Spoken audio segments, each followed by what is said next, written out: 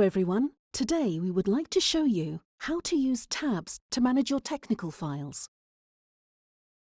In the Technical Files overview, we can click on this plus sign.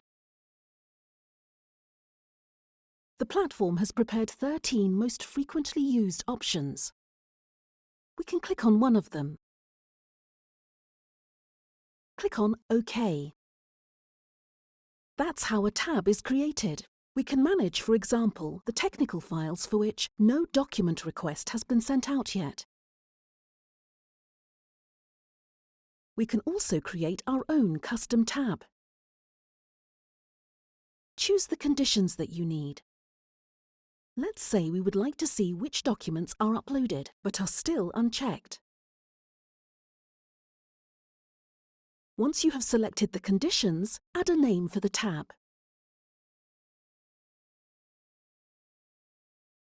Click on Save, and it's created. At the bottom here, we can find Show Supported Text Filters. It provides formats for the more specific conditions you may want. Let's say you would like to know in which technical files a specific standard is mentioned in the requirements, but for which no documents have been uploaded yet. You can copy this format.